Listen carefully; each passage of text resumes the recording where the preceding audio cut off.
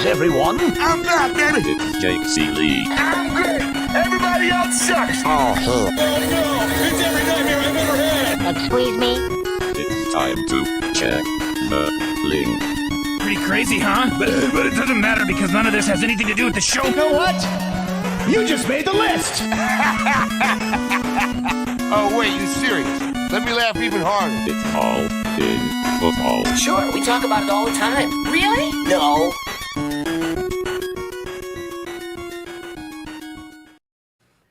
What's up, you ducks? I'm laughing at Chris Meaney's tweet. I'll tell you why in a second. We are live on FTN.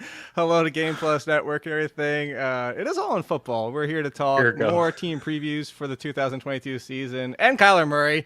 And according to Chris, here go. Show on. I'm doing it over again. Here we go. Here we go. Watch show. Very good. You'd make be happy. fire. I watched. I finished Stranger Things last night. You'd be proud of me. Finally. By the way, Man, I didn't realize that know? the last episode was going to be over 2 hours long. I kind of just thought that they were like 45 to an hour. I didn't pay attention to that stuff. I don't. Yeah, it's like put on the next one. It's like wow. It's VH1, by the way. If you didn't connect that, because all the tiebacks. Did you get the VH1? Vecna, Harry, 1. Yeah. Did you get that? Yeah. So there's sick. there's all these little the little ties and sneaks in there. By the way, for everybody, sorry, spoilers, but we already gave Meaney the pass the timeline on spoilers because he's Chris Meaney, part of the show. Everybody else, good luck. You're over. Too bad. So yes, so what do you think about Stranger Things finale? What do you think? I liked Here Go better. Here we go. I thought I thought it was good. I thought it was from the jump. Yeah. You know what? I really enjoyed this fourth season. I really enjoyed the first one, and I did certainly like the second and the third. Season. Yeah, you thought it was actually better than the first? I thought 4 was the second best season. I thought it was better than season 2 and 3. Okay, so what's your favorite, 2 or 1? 1. 1. Yeah, I agree. The OG. 1, 4, 2, and 3. 4, 2, yeah, 3. I thought season 4 was really good. I think it was a lot like season 1. It was there's more. It's not that it's a scary show, but there was more. I think it was a little bit more intense season 4. Like it was. There was some really cool moments in season 4. I like the way that it finished, and I'm excited to see the next season. Up, spoilers. I'm just the only thing I'm really ticked off about is killing Eddie. Spoilers, everybody. Too bad. Like that was pretty sad. D was in tears next to me crying. I liked Eddie. He was cool. What a cool moment. They said that he had no hope anyway because everybody believed he was that's why they were okay because he had no hope really because everybody's all over him. He was, how could you how could you explain that he wasn't like a murderer? And how do you explain a lot of things? How do you explain the timeline? He's playing a song that is not even out according to the show, if you do the timeline correctly. So this is kind of like Back to the Future. He was playing a song before it even came out. He's the one who invented the Metallica song. I thought about that as well, but I still was just kind of living in the moment of how cool it was, how awesome it was. Why are we talking Stranger Things anyway? Everybody's going to tune out. It was great. We're supposed to be talking Kyler We're here Murray, for some football, but it was really good the way that it finished. Kyler in the news. Nelson because this isn't a Wheel of Fortune wheel. This is actually an app, a free app you can use. So this is technically I don't have to worry about royalties for this one. But by the way, if you want to pay for things and get a discount, look at that. There you go. All in, get you 20% off at FTN. And if you go to The Athletic, there's a couple things. TheAthletic.com/BetsTV, first free month. Or you can click on my rankings or my projection sheet and download it. And you a lot of times you get a better, depending on your offer, full year offer for like $1 or $20. Barkley's going crazy with their bed over here. Sorry. Completely sidebar. Are we going to do this show? Maybe we should do this show. Let's call it. Let's do it. Speaking of crazy, Kyler Murray's contract. So I'm going to ask you, Chris, first out of the gate. One is somebody asked me about it yesterday, and I said I could give 2 here. I could give 2 about what this means for his fantasy purposes. I don't care about this contract language. I don't care about can't be watching things on his iPad or TV or everybody's focusing on the video game side of it. But there was multiple things in there, but that he has to do 4 hours of study a week and blah, blah, blah. And first of all, I don't know how this is released. Second of all, this is why I don't care, Chris. because it's a double standard. We, the world, the NFL community and the fans community, just laughed and applauded and ha ha ha, Gronk is Gronk, he doesn't watch film. Sat there in an interview, says, I don't ever watch film. I just let Tom Brady watch his 40 hours of film, wait till game day, and he tells me what to do. And everybody's like, ha ha, it's Gronk, it's so great, yeah, it's Gronk. And then we get this about Kyler Murray, and it's like, oh my God, this is a concern. He's not going to, like, this is what the Cardinals were scared about, and this is why they want to give him shut the up. Shut up. Like you just sat here, like, and you know why they're doing this. You know why there's, like, it's one for Kyler and one. But anyway, realistically, I understand the language can be concerning because there was reports that he faded down each season because teams got more game plan on him, similar to Jared Goff. I will compare it to that, the Jared Goff situation that one year where teams realized that if you just don't show your defense until the buzzer clicks off and he can't talk to Sean McVay anymore, he can't make his own decisions. And I'm not saying that's what's going on with Kyler. I'm just asking you, seeing that language, do you care? Am I stupid not to care at all? No, I don't think you're stupid not to care at all. It's a good comparison with Gronk. Yeah, you're right. Everybody's just kind of laughs and Gronk can just do whatever the hell he wants. But at the same time, Gronk has been a beast in the league and maybe he's earned that reputation. I don't know. Like, he's got multiple Super Bowl rings and he's like his play kind of speaks for itself. I mean, he could have fun and joke all he wants off the field in front of the cameras. And maybe part of that is a bit of a show for Gronk. I could see it partly being a bit of a show. You try to tell me that this guy never watched film with Brady or Belichick or whoever those years that they won the Super Bowl. I don't fully believe that. But there's a couple things like why I do care about this is I feel like it's a bad look. I feel like it's a little bit of a bad look between, like, for Kyler and the organization itself. Like, why is that leaked in the contract? Why? I'm sure Kyler and the organization today, they're like, what the hell went wrong? Why is this a topic that it's kind of a distraction? And to me, hearing that report does make me think that this guy doesn't watch film. Is that the case or not? Maybe this Arizona wanted to have that in the contract because who knows? Now that Kyler is paid, we've seen multiple athletes across multiple sports get paid and then F off. The dedication is not there. The hard work is not there. And maybe they're thinking long-term, you know, Kyler's feeling himself. He's the second highest paid quarterback per year now. We got him 4.61 to get ahead of whoever the heck was at 46, right? 46.1 instead of 46 per year. Maybe in year 3 of this contract, Kyler's like, maybe he doesn't care as much. But ultimately, I think that he doesn't watch film. I think that maybe you watch more film per week than Kyler Murray when he prepares for a game. I think that could be an issue. To have a franchise quarterback, to dish out $260 million and to have that in the contract for a franchise quarterback that this guy needs to watch at least 4 hours of film for game week, I think it is a little concerning. I don't think you would have that in Brady's contract or Rodgers' contract, but at the same time, those guys are experienced. They have rings. Their play speaks for themselves. So it's a younger quarterback who was debating between joining the MLB and NFL at the time. He was drafted by the A's. Now he's going to make more money than the A's entire payroll. But I don't know, man. I think it's something. I don't think you're crazy to think it's nothing, but I think it's something a little bit. So here's a couple things I'll come back with is, first of all, 4 hours. Four. Like that's what we're worried about, 4 hours. There's quarterbacks like Sam Darnold who watch 20 and 30, and guess how well that helps his career. Tell me how good Sam Darnold's doing watching film. Tell me how good all these rest of these quarterbacks at the bottom, like Jared Goff, watched film and sat under McVay's tutelage, and then when it was on his shoulders and not McVay's, tell me how that went for Jared Goff. Tell me how it went for all these quarterbacks. That I love Eli Manning, Hall of Famer, won 2 Super Bowls, but if he's talking about his play versus a lot, and granted, I say Hall of Fame because he's got 2 Super Bowls. I think if you put the argument, that's a whole nother debate, is that if he doesn't have the 2 Super Bowls, is he a Hall of Famer? But that's why I'm bringing it up. Somebody watched a ton of film just like his brother. He's very game smart. We've watched him on Monday Night Football. He wasn't a top 5 quarterback. He wasn't arguably a top 10 quarterback a lot of years. And then 4 hours, again, we're not talking 40. We're talking 4. Like, why 4? And here's the second part of it. I don't know. Agent/lawyer. How do you let that be in the contract? How do you like, I have somebody who reviews my contracts and like would have been like, dude, this is in here? Like, you can't watch video games, like, or play video games? Like, how does that get in there? And then the third part that I will say, Chris, is like, even so, let's even say he doesn't do the 4 hours and plays video games and the new Modern Warfare, which I might even play, I haven't played in years. But anyway, listen, how are you enforcing it?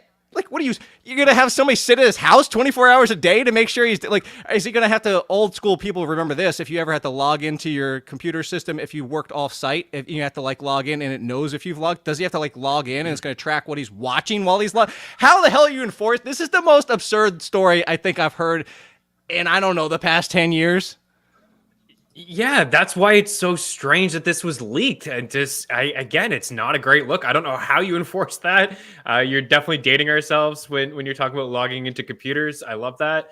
Yeah, I don't know. I mean, all these kids are playing it, right? You're seeing them, you definitely saw it when MLB was on strike, right? With, some guys, playing Fortnite or whatever on Twitch and MLB The Show.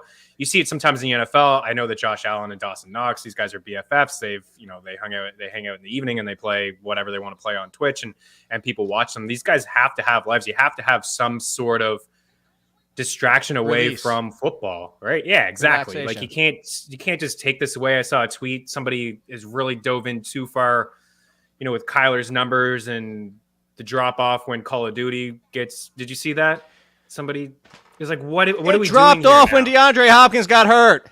We've already covered this. And the year before when his shoulder suffered, it just happened to be when the game released. This is nonsense. Injuries? It's crazy. This is what I'm saying. Kyler went to GameStop and he picked up the game and tore his shoulder, walked out the door and banged into the wall or something. It's silly. It's so dumb. Like there's no correlation at all with this drop off for when video games release. It's the silliest thing I think I've ever heard and seen on. And it's like, just if you're going to dive into that much research, like just do something else that's more productive. And I know people are doing it for hits and laughs, but it's just ridiculous. Like you probably watch more film than Kyler Murray. Guess what? Probably do. You gave me 100 pass attempts. I'm not completing one in the NFL. Like, shut the I don't care. Yeah. I don't care. Yeah. Like seriously. And for all you people out there sitting there like think you complete an NFL pass, shut the hell up too. By the way. I already see now Tim Anderson. We'll give him a shout out. He said he could gain 10 yards behind one of the best offensive lines in football. It's no chance, right? Like who? Tim? Yeah, I think he said Pat? that years ago. Tim Anderson? 10 yards? I think he said that. 10? He could gain. They were saying, what is he more likely to do? Like get a single off a pitcher, chucking 100 heat, or I think running for a first down, something silly like that. And I think he went with first down. Don't quote me, but I remember that conversation when I worked with Pat every day in the office, and we all laughed about it. But yeah, Kyler has improved in each of the past couple of seasons. We talked last year about his rushing yards. Hold on. Time out. Tim could get infinite carries and he wouldn't ever get that because he would just keep losing yardage. Like he would never get there. He would actually be going the opposite direction. Breaking news, by the way, Chris Carson has retired. So we'll bring that up here in a second. Okay. So there's the answer to that. I love the Jiggles call out to Xenoblade Chronicles 3 is coming out tomorrow, I think, or today. I'm excited. I was excited for it until I saw that the game length is 150 hours and I'm like, holy sh! Like I'm not even sleep 150 hours from now until January. I don't have time for that.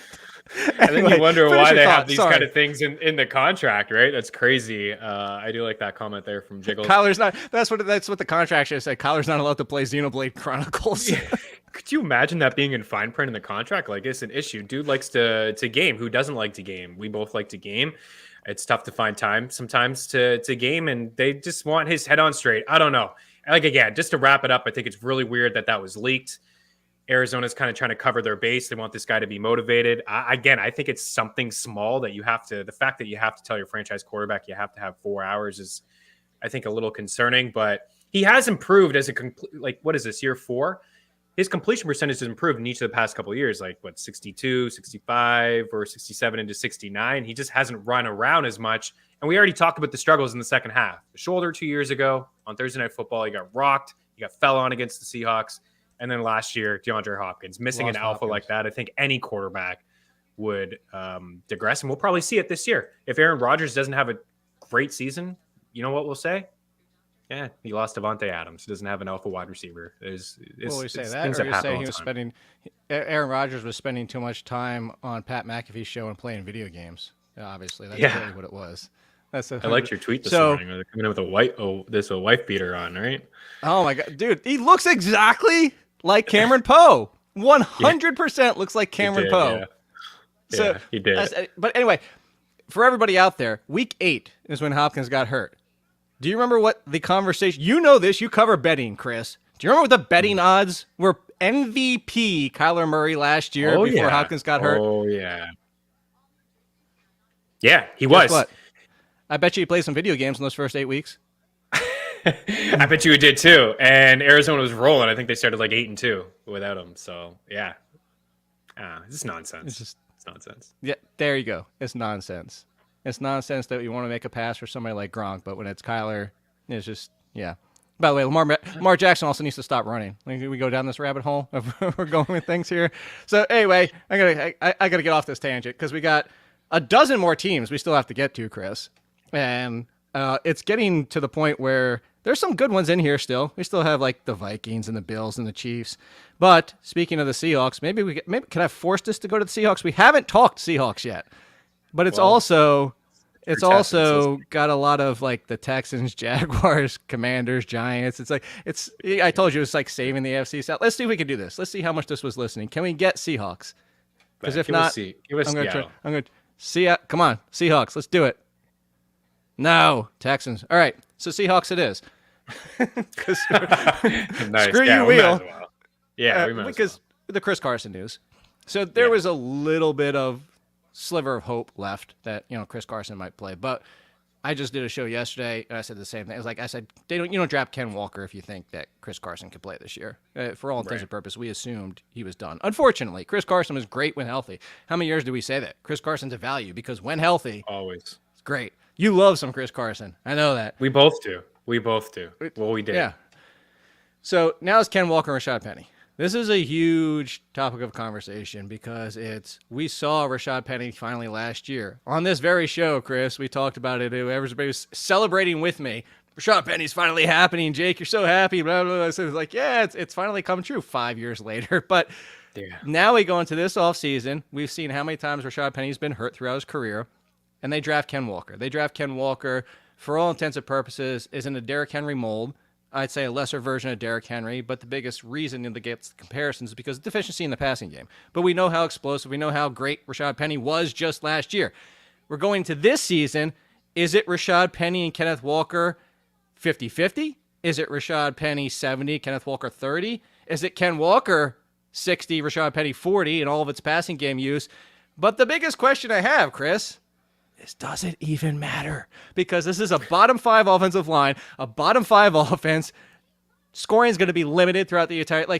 I have them both as RB3s, and Ken Walker is the higher one, but by a slim margin. And if I'm looking for more explosiveness and potential if I'm looking for the person who could more outperform his draft slot, I would just go Penny. Mm-hmm. Yeah, it's tough. I think I kind of agree with the latter that I don't really think it matters, but nobody wants to hear that. They want to hear who could be the guy and who to draft between the two. According to reports out of Seattle, I mean, it's Penny. Penny's going to be the guy to get 20 plus carries, which I don't fully believe because, like you said, he's been hurt so many times over the course of his career. If you're just going to give him 20 carries off the hop, and then he could be hurt by week 4. I think he gets the benefit of the doubt. Yeah, they probably are. Because we've seen it before. They drafted Penny in the first round. Now they draft Walker in the second round. I think the writing was on the wall for Chris Carson. We just got that news. Something that we speculated that would be the case. And unfortunately for him, he is done. But I would say that Penny is the guy to start because he is quote unquote more experienced and because he had that strong finish last year. And he is sorry to cut you off, but clarify Yeah. Start as in gets more of a share than Ken Walker does? More of a share. I would say he probably gets at least 60%. Week 1, week 2, I'd say he gets at least 60%, could flirt with 70%. Maybe this is a guy that carries the ball 10 to 12 times. Walker's in there 7 to 8. But the thing is, what you said is so true. And that's ultimately what it comes down to is this offense is awful. It's going to be brutal. It's going to be a bottom 5 offense in the league. Who's going to be the quarterback? Geno Smith, Drew Lock. They apparently don't want to acquire Jimmy Garoppolo. Why would they? Jimmy Garoppolo isn't going to put them over the top. Why trade assets for Jimmy G? Roll with what they got here at the quarterback position. They're going to be throwing a lot, I think. They're going to be trying to play catch up. Who's going to be the beneficiary there? Who's going to be the third down back? I mean, it could be Penny to start the season. I think ultimately, though, Walker's got the higher ceiling, and that he's the guy that eventually takes over this backfield because his explosiveness that you said, I think he's got quicker legs. And I think he just hasn't shown us, Jake, that he could stay healthy. So if I'm taking one, it's Walker. But I'll be honest with everybody and you and people watching, I don't really want any of them. Neither of them are targets. If they fall down to where I get them as RB4, perfect. That's but I don't know if that's where I was the going to case. say. So if you look at it right now, Rashaad Penny is the 31st running back off the board, and Ken Walker is the 36th. So I'll be getting right now a lot of Ken Walker and very little of Rashaad Penny. And not that I think Rashaad Penny, even if they were 30 and 31 neck and neck, I think Rashaad Penny has the higher ceiling.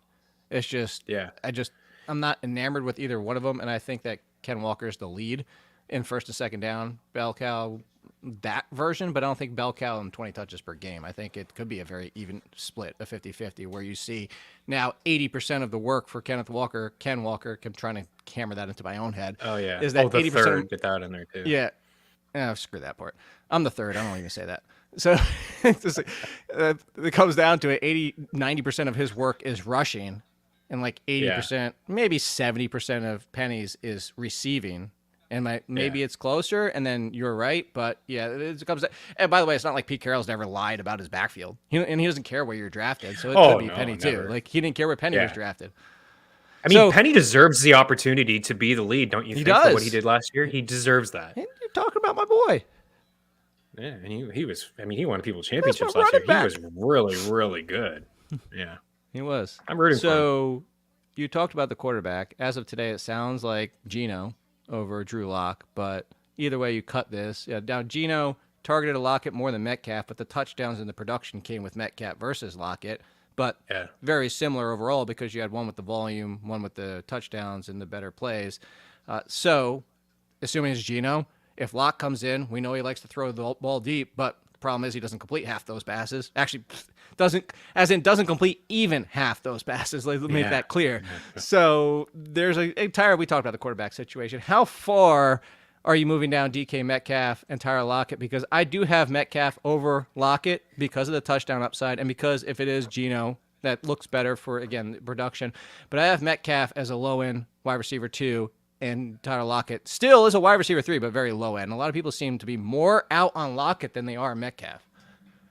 Yeah, I am. And you remember this time last year was kind of the same, even with Russell Wilson. Like everyone's like, DK Metcalf. Everyone's willing to draft DK Metcalf as a low-end wide receiver 1, upside to be a top 5 guy. And then Tyler Lockett as like wide receiver 25, 24, when really they had finished pretty much identical in fantasy points per game 2 years ago. So I'm not surprised to see this ADP kind of fall out this way. Yeah, absolutely. I'm not surprised to see it kind of play this way. I'm with you. I got DK at wide receiver 22.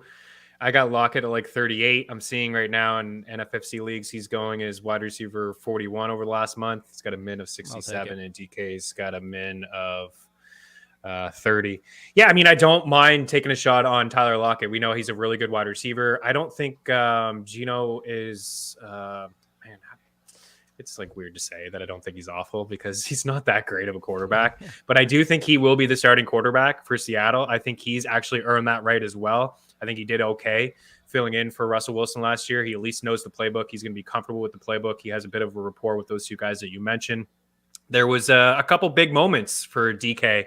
And I remember the fantasy community saying, why does Russell Wilson hate DK Metcalf? Look, DK Metcalf is getting targeted all the time from Geno Smith. I remember they had like an 87-yard strike once. And then when he came into that game, he just peppered DK. And that's kind of how I feel like what he should do. DK should be his first look. He's an alpha. He's a beast.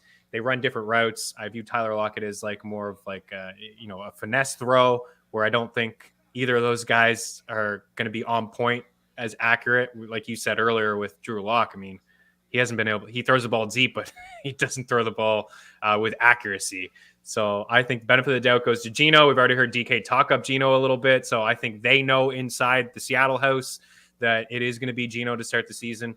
But the price is too much, man. Like, it's just too much. I can't spend that price on, like, give me Allen Robinson in the better offense. Give me your boy Brandin Cooks, who's been a top 20 wide receiver in each of the 2 seasons. Yes. Take the shot on one of the Dallas wide receivers. So I probably won't have a lot of DK, even though I do believe he's got the higher ceiling here. DK Metcalf? Yeah, go with Terry. Like, even if it's Carson Wentz, I'm going with the true number one without a lot of competition there. Slim margin, I go with DK, but I can see the argument there. I'm actually one of the more lower on Terry McLaurin people out there. Just for reference, and one of the things I keep pulling up the last 2 years, 20th and 38th in fantasy points per game for Terry McLaurin, who's already had the entire passing game to himself. That's another. Last year was very disappointing. If we can ever talk about the Commanders, we'll get there. By the way, I played safety, and I tell you what, DK, what you made me think of in that whole throw it to DK first, throw it to DK, like I played safe, like DK looks like one of the dudes I'd rather you wear pads than not, because I feel like hitting just your muscle will be like running into like one of those concrete poles. Like your body looks like it hurts to try to tackle you. Like it hurts. Yeah. Like everybody out there knows if you ever hit somebody with that kind of muscle, it's legitimately like hitting stone. Yeah, knock the wind out of you. I didn't play any football growing up, but I played some hockey, and I took some massive hits. And it's a good feeling. Like not a good feeling people like to laugh all the time when they see like players in college or even like the NFL, and they kind of shy away from the contact. Like, no, Derrick Henry, Metcalf comes running at me. Yeah, I'm gonna try and side ship you too, and probably get thrown off to this. Like, I'm not and you dying. do see that from professional athletes. How many times do you see players like Derrick Henry? All that talk. We talked about him last week with all those touches that he had per game last year. And I dove deeper into that, and it was only 8 games he played. And if he would have just got the same amount of carries the rest of the way, he would have had like 420 carries last year. But you see that all the time in the second half. These defensive backs are like, man, screw this. Like, no. That's how I would gain. That's how I would gain 10 yards in the NFL, is bouncing off one of those two players. Like I would go 10 yards, and there you go. I got 10 yards in the NFL. Congratulations, me. Do you care about Gerald Everett at all? No, Everett's with the Chargers. Fant, you mean Noah? Fant, thank you. Yeah. This is how little I care about the Seahawks. Thank you. Yeah, I'm with you. I don't. I mean, if it's Drew Lock, I suppose we could care a little bit more, because Fant had some decent games last year. Third option, but that's it. Yeah, they are going to pass a lot, but I'm not into it. You called Fant a couple years ago as a bust, and you were spot on. I think he's a really good athlete. It's just we haven't really seen consistency yet because of the quarterback play and absolutely. And how good is the quarterback play going to be this year? It's just not going to be that great. So we do have the Texans. Warlock, both are cursed. I know. I say shout out to Sean McCormick, and Nelson's right. We would all pull Tom Brady and run the other way. Yes, we could save our lives. We would not want to die from these players, and we would. We would, 100%. The best one, if anybody's never seen it, go look up Jadeveon Clowney playing running back in high school. And that would be all of us. This would be all of us in the NFL trying to do anything against these guys. It's just getting thrown to the side. Like, he looks like he's twice the size of everybody on that field. It's the most absurd thing I've ever seen in my life. Anyway, let's talk Texans, because that's who it came up with. So if we get to another one, it finally gets the Seahawks. We've already talked the Seahawks. But let's talk Texans. You brought up Brandin Cooks, which is perfect. Every year, nobody wants Brandin Cooks. And every year, Brandin Cooks finishes inside the top 20. And we're doing it again that way. People are doing it again this year. Brandin Cooks right now, wide receiver 22 or 23, depending on where you're looking. You even mentioned it.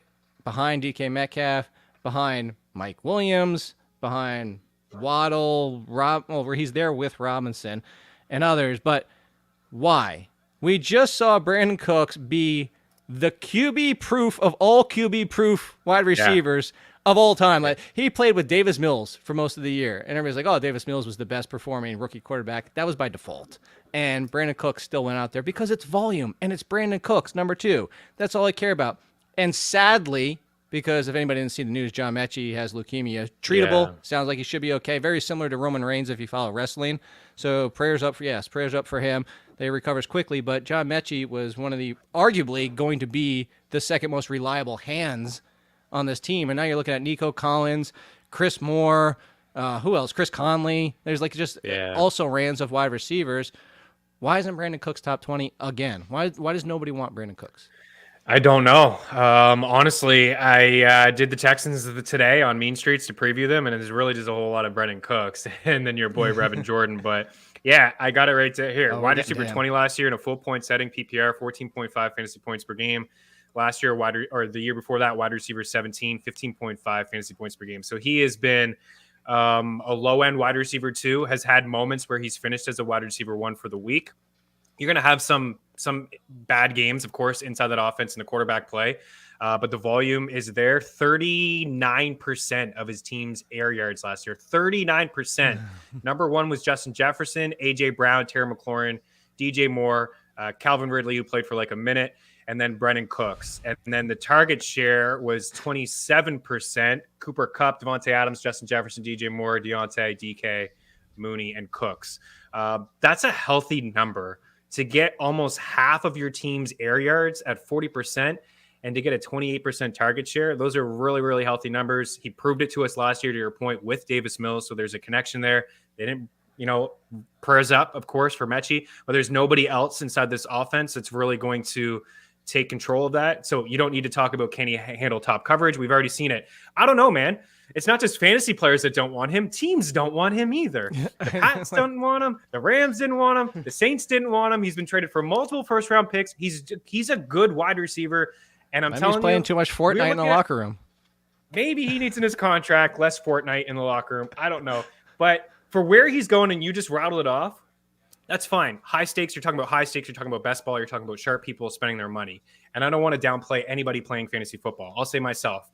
I'm going to play with 11 other people in my home league. I view them all as sharp people. They're not going to draft Brandin Cooks as wide receiver 22, 24, 25. He's going to fall to wide receiver 27, 28, 29. He's got Houston next to his name, and they don't want a piece of him. So you can actually get this guy as your wide receiver 3. Wouldn't be shocked if you can get him as your wide receiver 4. Value. He is one of the most valuable players in fantasy football.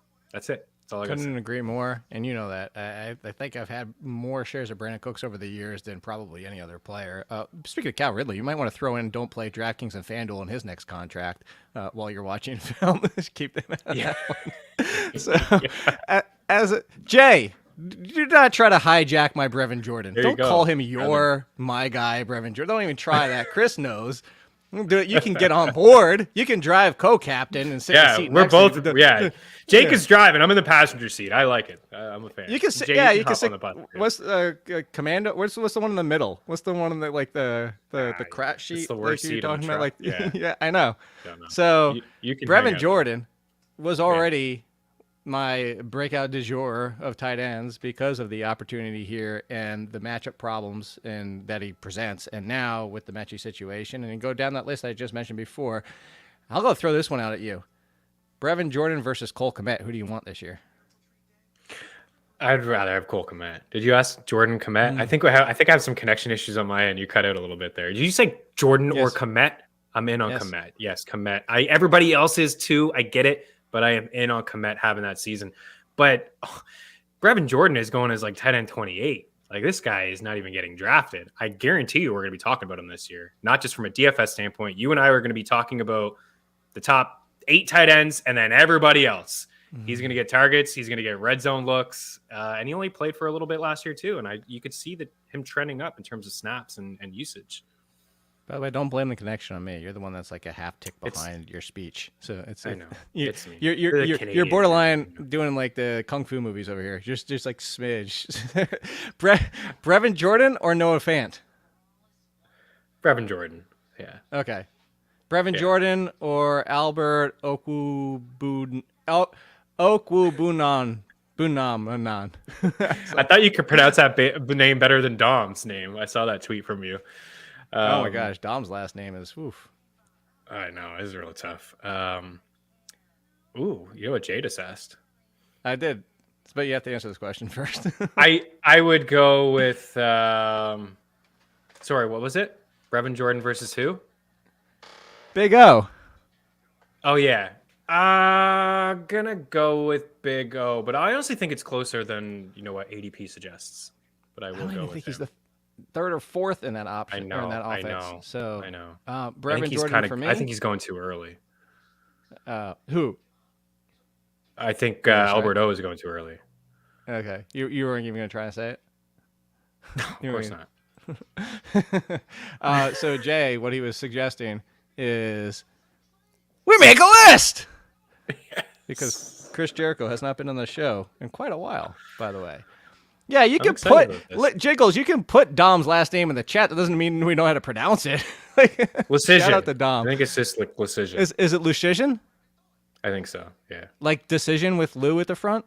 Lucision? Yeah, it's just like the multiple Z's and S's, C's and Y's kind of throw you for a loop, but I'm pretty sure. It's Oh, so Dom's last name is Leshevsky. Yeah. Yeah.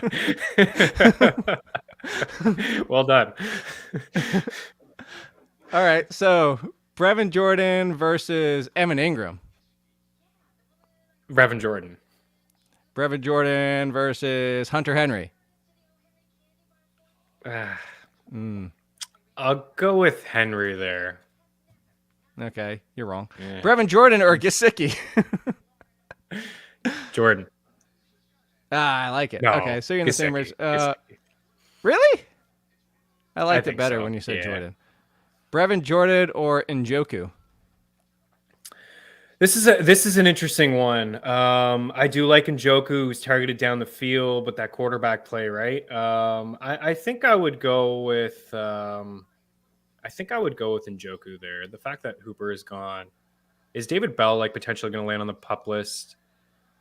It's The possible. quarterback play, like if you told me that Jacoby Brissett is playing 12 games this year, then I would say. Then you like Njoku? Oh, really? You're going the other way. Yeah, honestly, I would go the other way. Okay. I don't trust How Jacoby. about Dawson Knoxworst? I think Knox, but I don't like the price. I don't think he's going No, to you score have as to say many Knox touchdowns. Knox You have to say first. Knoxworst. Knox first. I think I would, if we're talking ADP, I'm passing in that range of where he's going. So I wouldn't hate it. But if you're asking me like who's going to have a better season, I do believe it's going to be Knox. All right, so last one. And we're bringing up this team for the second time. But this quarterback loves some tight ends, and he needs a big body. A healthy Logan Thomas or Brevin Jordan. I'm going to go with Brevin Jordan, but I think the fantasy community is sleeping on Logan Thomas because this time last year, everybody liked Logan Thomas. Everyone liked him. Oh, Why? look. Because he had Albert a good M. season the year before. Albert's making me try to. Like, this is like the Sophie's Choice here. Irv Smith or Brevin Jordan. Everybody's darling, Irv Smith. Yeah, they're all coming around now. I'm gonna have to get off Irv Smith because you remember we talked Yeah. about him back in like February, March, and now all of a sudden like everybody's all over Irv Smith. I'll lean Irv there, but I think they're going to run a lot of 3 wide. I think KJ Osborne's going to be that third target. I like it. I not like Irv. Osborne too. I think that's intriguing as well. So Yeah. yeah, this is what happens. This is like being on board with The Rock when he was in the Nation of Domination, and then everybody started to love The Rock, and it's like, all right, I got to find a new person to like because everybody likes it. And it's like I had the T-shirt before, like high school. You got the T-shirt, and then everybody has it, and you're like, well, that's not cool anymore. To be like, do we care about the running backs in this backfield? I like some Damian Pierce, but I only like Damian Pierce because he's super cheap, and I'm just not in on Marlon Mack being more than anything. Like Marlon Mack's fine. It's just I'm not paying for Marlon Mack, so I'm just going to take the cheap one who's pretty explosive. I think could be more explosive than Marlon Mack. And that's all it really comes down to. I mean, because it could be Rex Burkhead. They could use any number of these guys back. It could be a full-blown committee, but that's why. Because it's a full-blown committee on a weak offense, I'm just going to take the cheap gamble and potentially cut him at, like, I don't want to take Marlon Mack in the 9th round and be like, ooh, he had 13 for 57. I might hold on to him for one more week. I'd rather just get Damian Pierce and be like, he's not even involved for the first 2 weeks. I'm just moving on. Yeah, I'm with you there. Again, we talked about the Texans today. I did present a couple undervalued running backs. I gave Marlon Mack, but only like if he's going to go in the mid 50s. But I'm with you. Like if I had the choice, I'd rather have the young buck and Pierce an opportunity like to grow the uncertainty and maybe potentially, overtaking that backfield. There was a time last year, like when they gave Rex Burkhead like 20 some odd carries, like it's possible that one of these guys could fall into all those carries, but we haven't seen Marlon Mack. Like he's only played 7 games in the last 2 years. He was definitely behind Taylor and Hines last year. He does have a 1,000-yard season under his belt, but he's ruptured his Achilles since then. I think it's going to be a lot like what we talked about with Seattle. I think it probably leads with Mack as the veteran, the experience back, and then over time we see a guy like Pierce overtake. But it's interesting to see the price tag of the 2 Seattle backs on a bottom 5 offense and the 2 Houston backs also in a bottom 5 offense, but both backs won't really cost you anything. So I don't hate taking a shot on either of them. I would lean with Pierce. I don't think Rex is going to be too involved, but who knows? Yeah. All right. So we have time to get one more team in here. So some stuff about Chris Carson, by the way, too. They just tweeted out 2,455 yards after contact since 2018. He was 6th in that. He was good. 2 things. One is impressive, but as we talked about on the show, that's also irrelevant when it comes to fantasy. Predicting regression and success and everything, like 0.137 correlation between fantasy success and yards after contact. So just there you go. So it's a very interesting and fun thing, but I just don't get caught up in those numbers. That's what, for everybody, if you go to The Athletic, the series, quarterbacks drops tomorrow, depending on when you're reading this or watching this, like listen to, whatever your area, quarterbacks is coming out. The series has really been more about getting caught up in the stats that don't matter. By the way, hand size for quarterbacks doesn't matter. I don't care. Like for all that, like the 9.5, like you can't grip the football. Checked it out. Doesn't matter. So does not matter. Just a thing people talk about. Yeah. BMI for running backs. Do you know what the correlation was for that? 0.000. That's right. Man, that's crazy. It is a little mind-boggling, but I read the article. Yeah. Size ratio check it out. for wide receivers 0.016. Don't care. 0.16 does not matter at all, and it's talked about a lot. Yeah, that's what I'm saying. That's again the point is like it's just more so the ones that don't matter and don't get caught up in like trying to predict like changes and stuff like that by that volume. Volume is what matters, obviously. Oh, I got a missed call. We're gonna get the Seahawks. Giants. No. Oh yay! That was a sarcastic yay. I actually don't mind. I'm starting to come around on this. How do you not mind? That was the most sarcastic yay I've ever heard you say. That's pretty bad, yeah. I mean, I wanted to finish a little strong, but ew, Giants. It's Jay's Giants. G-Men Jay, I know. Yeah. So you know how I feel, and it has nothing to do with the signed jersey back here. It has nothing to do with the fact that I like the Giants. It has nothing to do with the fact that my dog is named Barkley.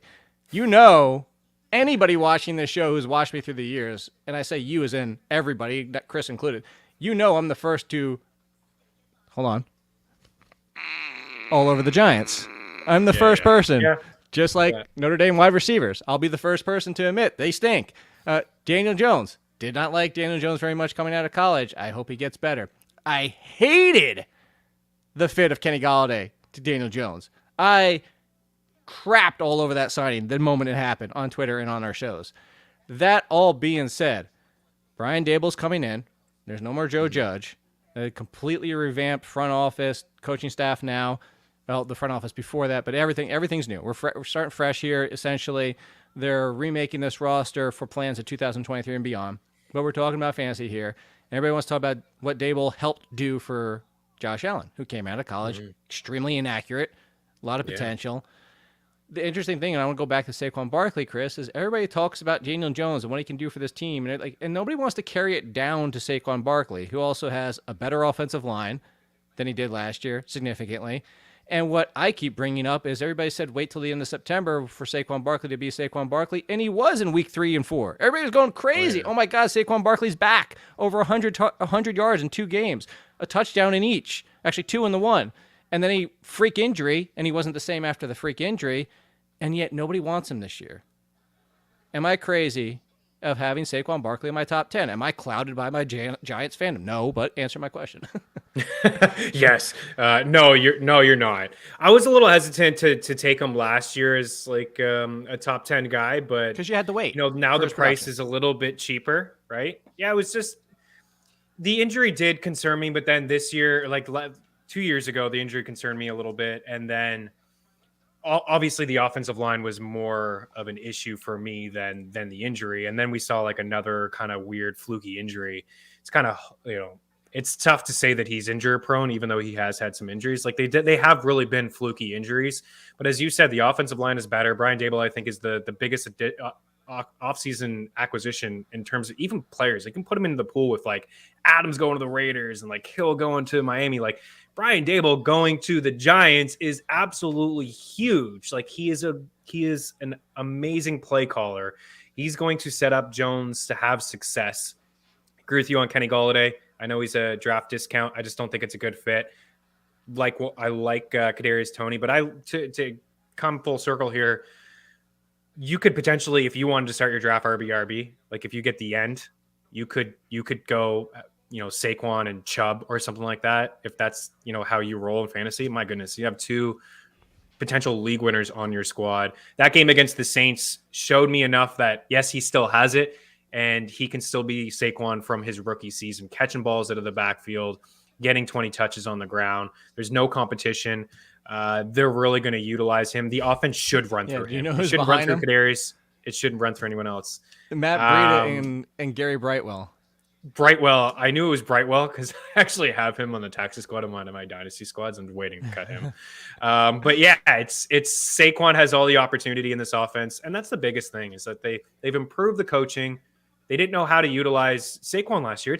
It really is, and you've seen this. Jay saw this. He's excited about the Giants' future long term, and you have to be because of their draft and because they brought in Brian Daboll. I've said so many times in the show that I don't want to be a broken record, but do you remember the 3rd and 8 play call from their own 5 or whatever? It was like a quarterback sneak. Like, you're just not going to get any of that. They're going to have Saquon in situations to be successful. So yes, he could be a league winner. I don't think anybody should be shocked if Saquon Barkley finishes a top 3 running back this year. Yeah, of course. That's what we're saying, and I have him just inside my top 10. But if there's somebody that you told me could unseat number 1, Jonathan Taylor, there's probably 3 names, maybe 4. I'm going to say Christian McCaffrey, Derrick Henry, because Derrick Henry was better on a points-per-game basis. Yeah. And actually even a larger margin in full-point PPR than there was in half-point PPR, which is just crazy to think about.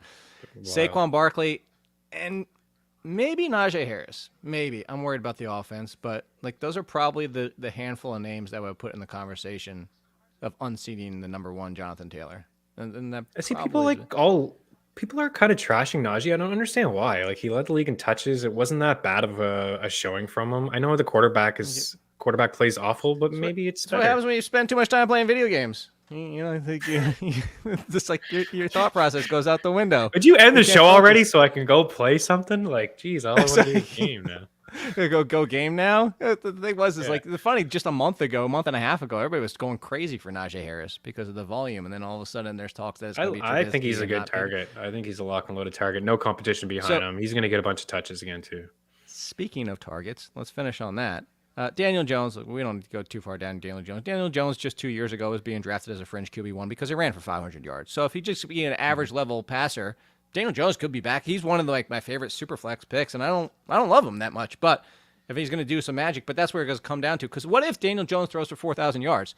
They have to go somewhere. And if we don't like Kenny Golladay, Sterling Shepard is always productive, can't stay on the field, and it sounds like Darius Slayton might not make the team. You mentioned Kadarius Toney. The tight ends are a mess right now with Ricky Seals-Jones. Bellinger is on the pup as of right now. They brought in Eric Ebron yesterday. Like, 4,000 yards have to go somewhere. If Saquon's not catching 1,000, I mean, that would be amazing. He definitely would finish as the RB1. But yeah, he would. Yeah. Are you doing Kadarius Toney and that's it? Anybody else? I'm just doing Toney. I may have a flyer or two on. I may have a share or two actually on Kenny Golladay if he's going to be wide receiver 55, 50. At that point, why not? Like, he's just a couple years removed from being like an alpha and a stud. I agree, though. I don't think Daniel Jones and him, I don't think that's a really good rapport. Like, he's just not a guy that creates a lot of separation. The ball needs to be on point. He should get more looks inside the red zone. He was clearly frustrated last year in this offense. I remember he had like a bit of a freak out on Jason Garrett. So again, Daboll's going to find a way to get this guy involved and to use him. The offense is going to be better. So I may have a share or two, but I do like Kadarius Toney. I think he's an absolute weapon in the slot. He's explosive after the catch. I am a fan of his. I love where he's going in drafts. I think he could be like honestly, I think he could be a low end wide receiver too. And you're just not getting him in around that range, but that's it. Ricky Seals-Jones, maybe, I guess, in deeper 2 tight end leagues, but ultimately not really thrilled about him. All right. We'll continue this next show, next week. Lauren's going to be in tomorrow, and we'll be back at the regular time. Going to be shifting sometimes come August, 3 times a week on top of that, so stay tuned for all that. Go check out everything at FTN, code ALLIN, get you 20% off, theathletic.com/betstv, or click on the articles and follow Chris and all the good stuff over there. We'll see you next time. Bye. Go play some video games. Yes. Gaming.